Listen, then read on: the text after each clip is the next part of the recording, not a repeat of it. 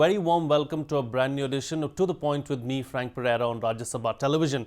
Of late, we've seen that the freedom of speech issue has been engulfing the media and everyone has been speaking about it. In fact, what recently happened with NDTV India was equated with what happened in the 1970s, equating it with what happened during the emergency. And who better to talk about this than veteran journalist Mr. Kuldip Nayar. Mr. Nayar, sir, welcome. Thank you so much for joining us on Rajya Sabha television. You are the perfect person to talk to us about something like this because you've seen it all, right from independence to the emergency to what the media is like today. In the context of what happened with NDTV India, many people equated it to what happened during the emergency. Is it right to make that kind of an equation? Yes, in fact, I would go further for that because see, when this emergency was imposed, we had no experience. We were naive, what would happen, etc. Today, we had the experience of emergency and still we are treading the same kind of path. So that is more dangerous. After all, what happened during emergency? I recall that Mrs. Indira Gandhi, who was then the Prime Minister,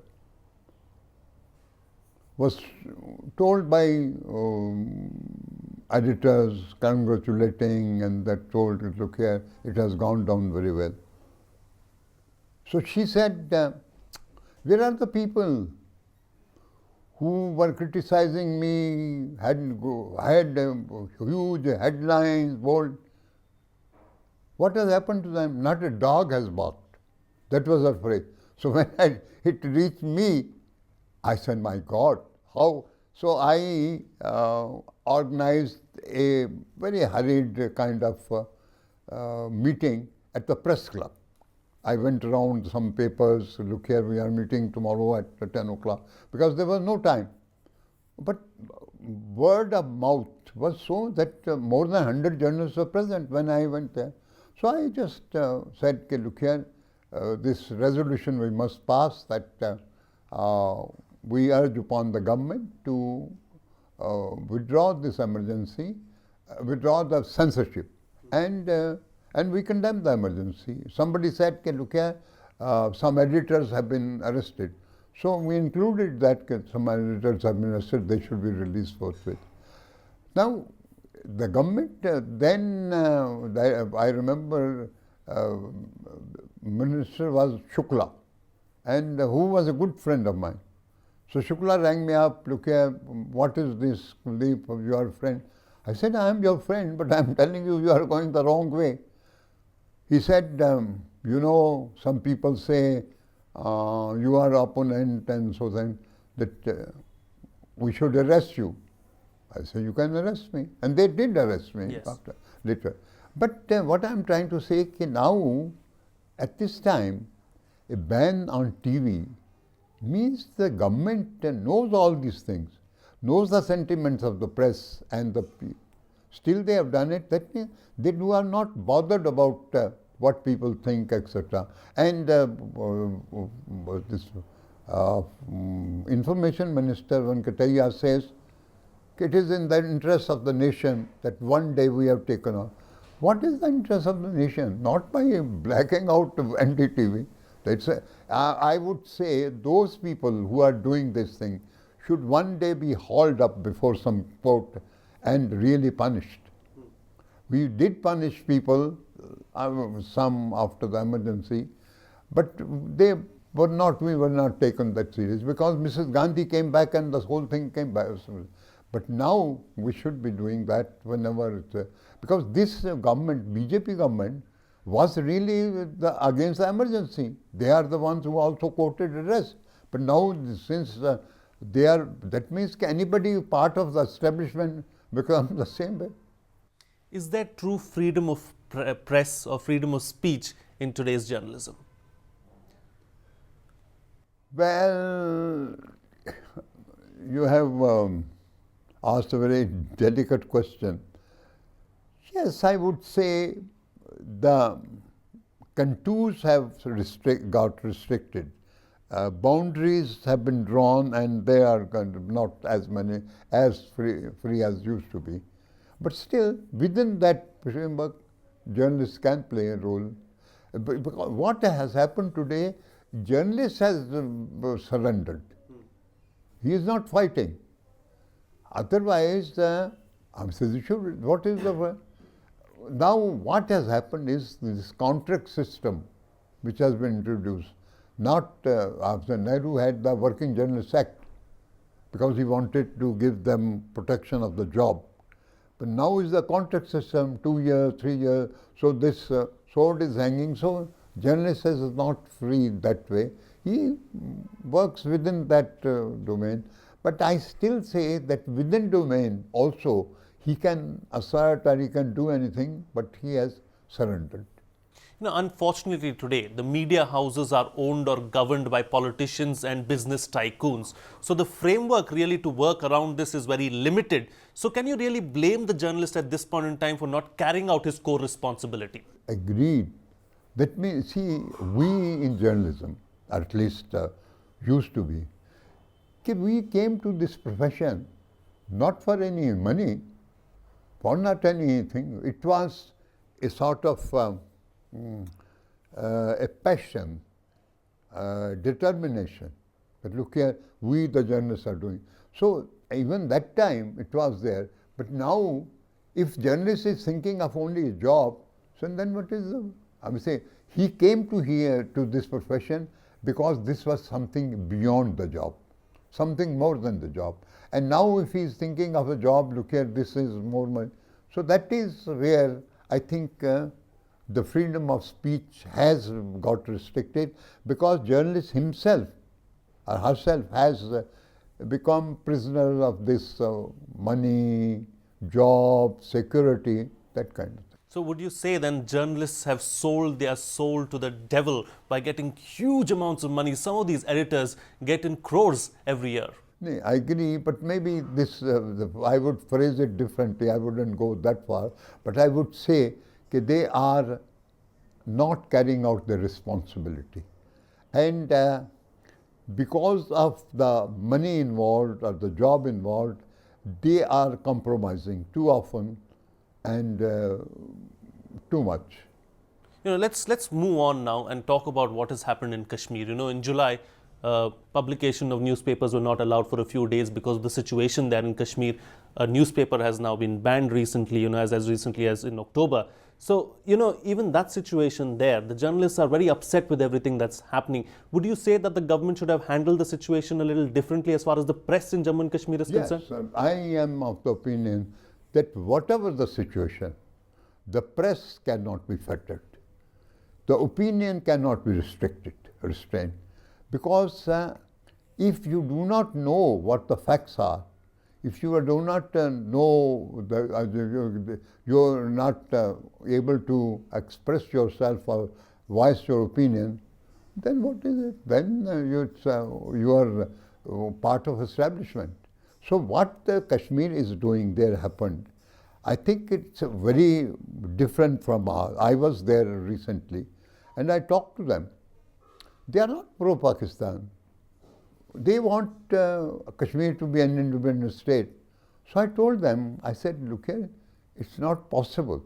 Because after all, think of the India on the whole, Parliament, after everything has to be approved by Parliament, and Parliament would not be. See, they said that is your problem, that we want independence. Now, this voice should be allowed to be raised. I am not at all that it should be muzzled. Then it's up to the government and then up to the journalists how much they can assert, how much they can, the space which is there they can occupy.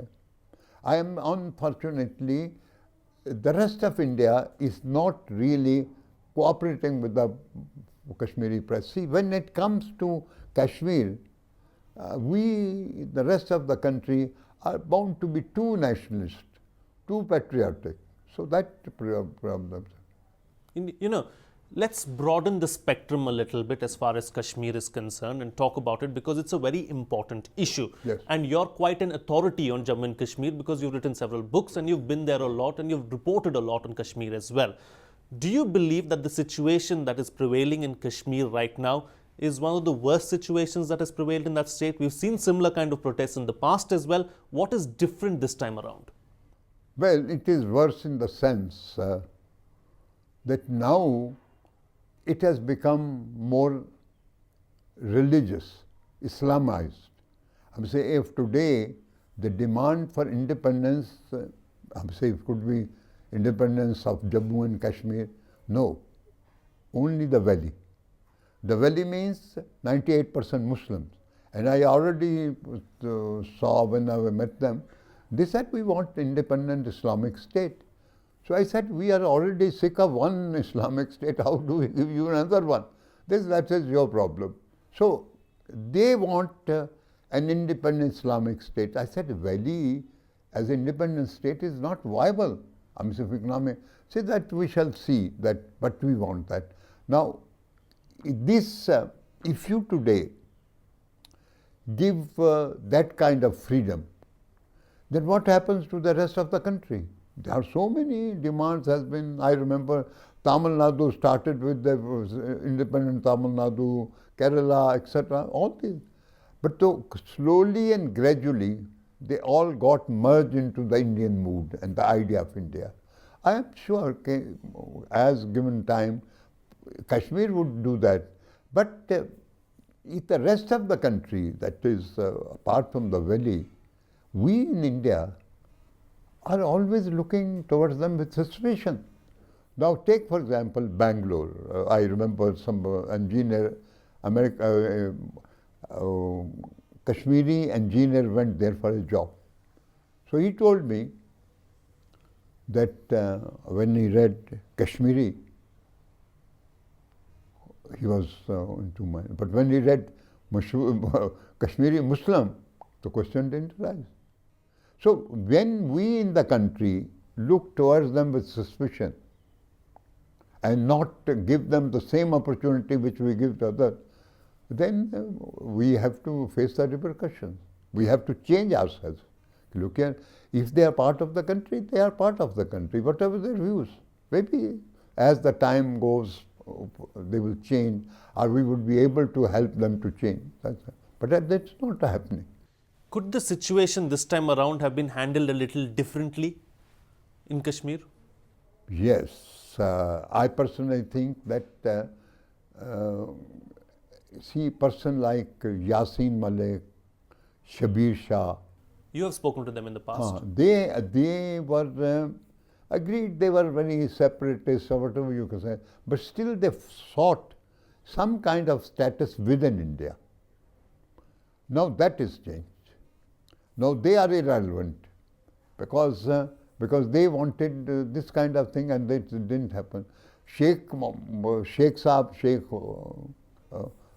he is not relevant today, even though he joined India willingly when the British paramountcy lapsed. So what I am very much worried about is that in our country, we have not been able to really project secularism in the way it should be. Or we do not really project in the sense because we do not ourselves believe that secularism means equal right for the minority. The Constitution. Constitution becomes supreme, not the religion. That is, we have not been able to do. And today I find that slowly and gradually people are moving towards the right. So that is going to be a problem. India is the largest democracy in the world. Yes. And, as far as a democracy is concerned, every portion of society must be represented well by the democracy. Is every section of society being represented by the press today as far as India is concerned? Well, because see, press today is not the press of our days. Then it did not matter who was the owner, it did not matter which was the government. Then you were doing your professional job. You are critical or positive, whatever you might say, depending upon the situation or the event. Today, you have to be very cautious because somebody is overlooking your shoulder. And that is unfortunate for the press. Unfortunately, today, credibility is also an issue as far as the media is concerned, because everybody is in a rat race. It's like you rightly mentioned, sir, the media today is not what it was during your day. And everybody is in the rat race, and everybody is trying to get that exclusive story and be the first one to cover a particular subject. What's happening when that is happening is the fact that, media is not being credible enough. Do you believe that the media needs to restore that faith in the general public? Well, more or less it still has, but I think the old kind of credibility has been disturbed, and media would have to do something to restore that kind of credibility when everybody listens or reads that, look here, it is true. Earlier, whatever was written was gospel truth. Still people believe that way, but now it is not that way. I'm saying in the real world. So correct me if I'm wrong, but of late we've seen that journalists are more interested in being the jury, the judge and the executioner. They want to pass their verdict on a particular story. Now that's a trend that we've seen only of late, isn't it? Yes, I would agree with you that because journalists or the media should present the facts, this side, that side, everything, and not really sell the opinion. So today the opinion is being sold, not the facts. That is the problem. Over the years, you've seen the media evolve. What do you think has been, different, say, from the 70s to what it is today in 2016? Well, 70s was not that kind of different, but if you go back, then it was different. But in the 70s already Mrs. Gandhi has come in power, and so she was dictatorial, and you saw the emergency imposed, etc. But earlier, of course, so what is the biggest change that you've seen in your lifetime as far as the media is concerned? Well, see, soon after partition, we had gone through the fire of independence, and so this value system was very much there. Then you really was projecting some values, some basic principles, and you were not really bothered about the end product, means money or etc., job, etc. Now things have changed. Now journalists, firstly, ownership has now become assertive. In our time, who was the owner? Nobody knew. I mean, of course we knew, but nobody bothered. Nobody would interfere. Now, the owner does interfere, no doubt. And since these real estate people have come in with lot of money, black money, so things have changed. They dictate as far as the this TV and is concerned. After all, TV today costs a lot of money, yes. And so they from where do they get money? Not from ads. Maybe one channel, if at all, but not. They get money from their own business, and they put it there and become at least they influence, or they can become important, because if they own the channel, then the government is also very careful in handling them. Indeed. Where do you see journalism, sir, in a few years from now? Do you believe that, journalism is in good hands right now, or do we need to see some kind of a change? No, I have faith in the profession. I think this phase will go, and the journalists will themselves assert themselves. They will assert themselves, and we will get back to the old value system. So I have maybe I am too optimistic, but I am of the opinion that journalists of the old days will return, because journalists will themselves think of those values and hark back those. Indeed. Interestingly, I want to go back to something that you pointed out earlier. We've seen the rise of right-wing politicians all across the world. Do you believe that that is a concern, or do you believe that that too is a passing phase and that will go away and soon we'll see something new? No, it will go away. But the time factor is everything. I am very much concerned today that the country is moving towards right. We are centrists. We if not left of the center, but at the center. So this thing is worrying me. And then this religious touch is really something disconcerting. I am sure that we, as the time goes by, of course these will be anxious times, but the real journalism will assert itself. And before I let you go, sir, two final questions on the program. One question, because you're a nanogenarian, you've seen everything as far as media in this country is concerned and abroad as well. Is there a message that you would like to send out to budding journalists, a message that you would like to send out to journalists who are struggling in the field right now? I would say to the budding journalists or the journalists who are in the profession, that look here, we came to this profession not because of money. We came to this profession because we look something beyond. We, the journalists, have a duty towards the society, towards the country, towards the people. And that is, we must, that idea of India, which is really our aim, that is democratic, secular India. They must fight for that. And whatever they write or whatever they sing, that idea must be at the back of their mind. That is one message I want to give them. And in the process, whatever sacrifice you have to do, this has to be done, because that is part of your struggle, and struggle for the well-being of the country, struggle for the principles of the country, struggle for the idea of India. It's a very great message and a good message for budding journalists as well. But before I let you go, Mr. Nayar, one final question, of course, is, as far as the country itself is concerned, do you believe that we are in a good place? And also, as far as the present government is concerned, it's been more than 2.5 years. How would you rate the report card of the government thus far? Well, I would say this, if I were to give marks out of 10, I would give this government 4 out of 10. I wouldn't fail them, but I wouldn't place them very high.